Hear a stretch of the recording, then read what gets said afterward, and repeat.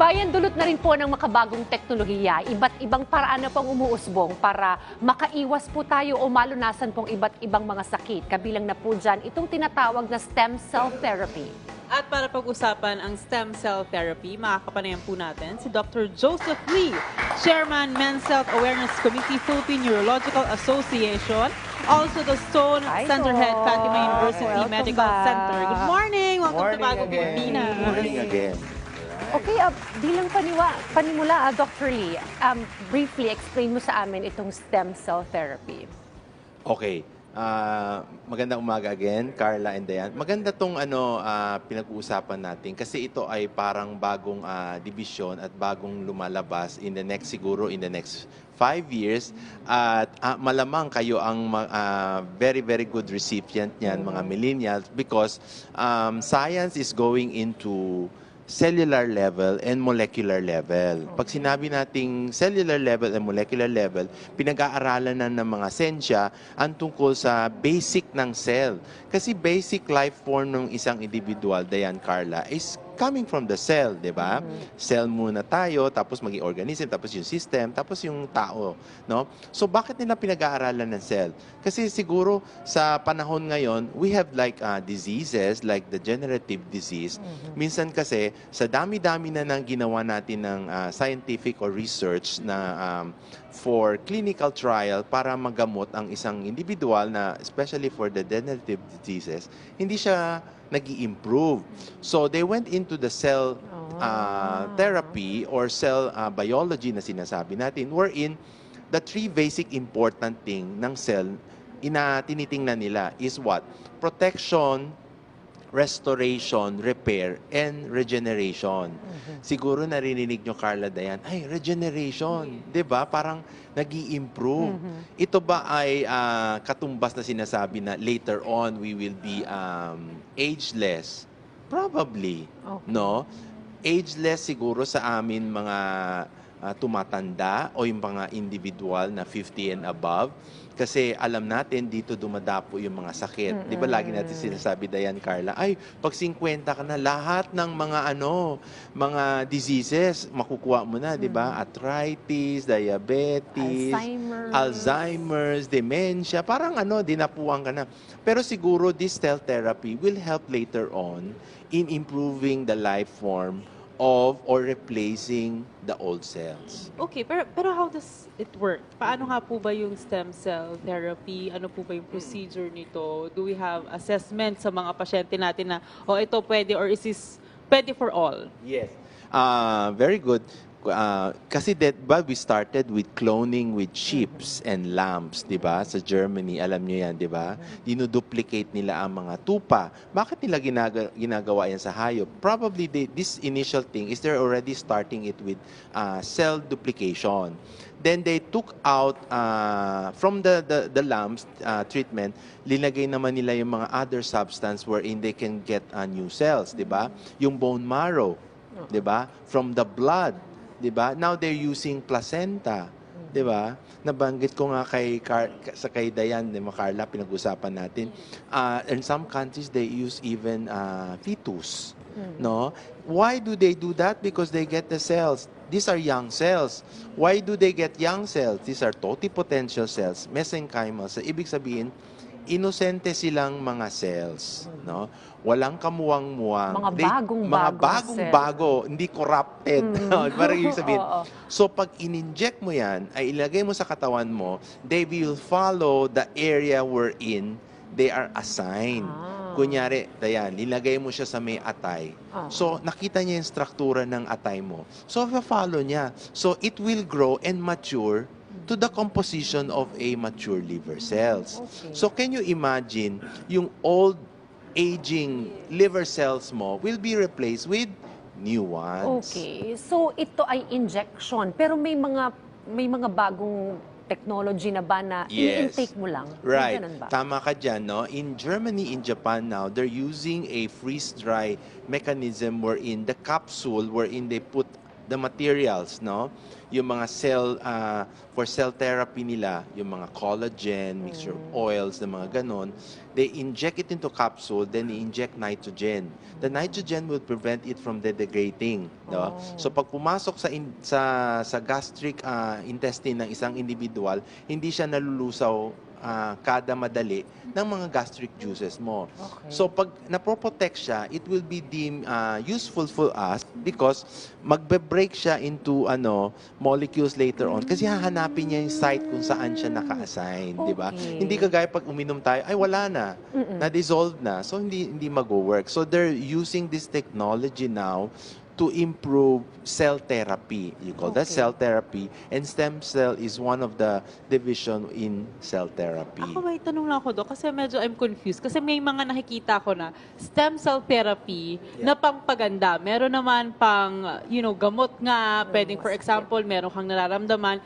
Some doctors, they suggest stem cell therapy. Actually, it works two ways, di ba? Nabanggit natin, Carla, Dayan, kanina, di ba? Either you look it on the aesthetic side, that's good, di ba? You look it on the medical side, it's good for degenerative disease, no? So, kung ikaw ay isang individual, sabi mo, anong edad ba ako pwede? Pag bata ka pa, if you think, sometimes kasi you can afford to do that. Preventive na ito. Pwede yan. Lalo na if you have a history of the family na maraming sakit, di ba? Natakot ka, pwede yon. On the hindsight, aesthetically, it will improve you, di ba? Kasi may improvement. Kasi remember, you will have additional young cells, okay? For people who are aging and maturing, it will help them because it prevents more complication of degenerative diseases. Okay, for instance, meron akong diabetes, meron akong Alzheimer's. Magagamot ito ng stem cell, to?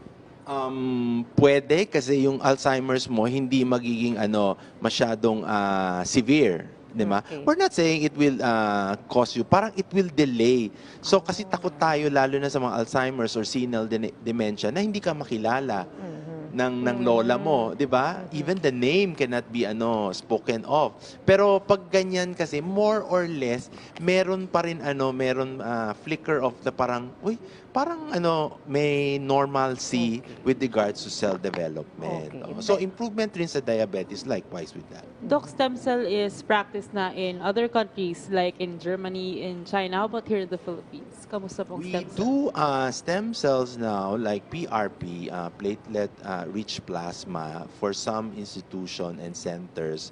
They do it for the face, they do it for the hair, they do it for the joints, okay? And some areas like reproductive area in my center, there are some that are doing it for other aspect, 'di ba? Yung aesthetic aspect, no? So for the face, no, pwede 'yon, no. Yun pa lang kasi the machine is a bit expensive and mahirap dalhin dito. Now for the more specialized one, yung nabanggit natin wherein they use capsulated, wala pa tayo niyan, and hopefully it will be a bridge to us. Sabi ko nga in the next 5 years, I am probably very optimistic. Sabi ko kayo ang makikinabang gusto. yan. Feeling ko lahat ng millennial wala na magiging ageless, 'di ba? Mas fresh ang Mas mga fresh, cells natin. di ba? Pero mahal ito, Doc, di ba? Very expensive ang stem cell therapy. Of course, now. Now, because it's a new thing. Oh. It's a new innovation. It's a new dimension in the science almuta ay yung parang natin, album natin, no? Pero maganda siya siguro later on wherein when everybody is into it, 'di ba? Ganun naman ang science Kung lahat meron na medyo mas magmumura na siya. Pero pag bago pa lang at when you deem it effective, of course, medyo mahal pa. So this is really the next big Oo. thing. Baka it is a breakthrough in terms of the health sector. Kasi kung papalitan talaga ng mga bagong Bago, cells, that's itong right. mga old cells mo, mababawasan ang mga sakit na maaari mong maramdaman habang ikaw ay tumatanda. Katulad nga na nabanggit natin din, ito talaga yung goal natin pag tayo tumanda. Ma-afford Talagang namin tong stem cell na ito. afford natin. Especially for females, of course. I know everybody doesn't want to age, no? Yes. The in thing now is like everybody is looking for the fountain of youth. Meron ba yun? Ano ba yan? Nasa mountain ba yan? Nasa Himalayan? Ano? Pero I think we will have later on substance that are taken down and studied and grouped together na pwedeng ma-consume ng isang individual, lalo na tayo na magiging tayo, ageless. Okay. In terms of safety, very, very safe naman Yes. ito, Yes, Doc. safe. Okay. So, yung mga, ano-ano ba yung mga sakit na posible pang mabawasan ng complications, Dr. Lee? Kasi aside from aesthetic, syempre, mahalaga pa rin talaga yung kalusugan That's right. natin. Well, we mentioned Alzheimer's, diabetes. What are the other examples na maaaring Meron tayo ma-cure? mga yung arthritis, yung mga ano natin, mga heart problems, no? Especially congenital that can be degenerative in nature. Sa brain kasi yung senile dementia, Alzheimer's, ano pa ba? Sa kidney natin yung mga yung chronic failures, 'di ba? Yung mga bigla na lang hindi na magfa-function, even the livers, no? Yes. Pwede yan ma-replace, no? This is one thing that is nice kasi there are some organ system, Dayan, Carla, in our body na when they degenerate or naging namatay na ang cells, they do not form new ones. Hindi na siya nagbabago. Okay. Okay? Kagaya ng atay. Kaya di ba mahirap maghanap ng liver donor? Yes. Kaya kagaya ng kidney. Oh, di ba? Mahirap maghanap. Pag yung utak mo mag-degenerate, makakahanap ka ba ng replacement? Sige nga. Oo, di ba? Parang hanap tayo ng donor ng wala, di ba? So when they die and they degenerate, wala na sila. As in when you degenerate, you remove everything, di ba? Yung kunyari sa brain niya, yung talino mo, yung pinag-aralan mo, nababawasan na yan, di ba? So hopefully these cells that we're studying, no, will improve.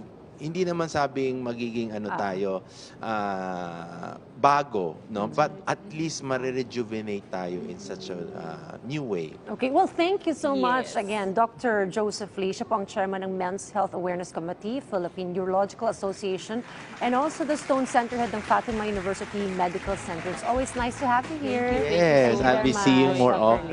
Lee. Ito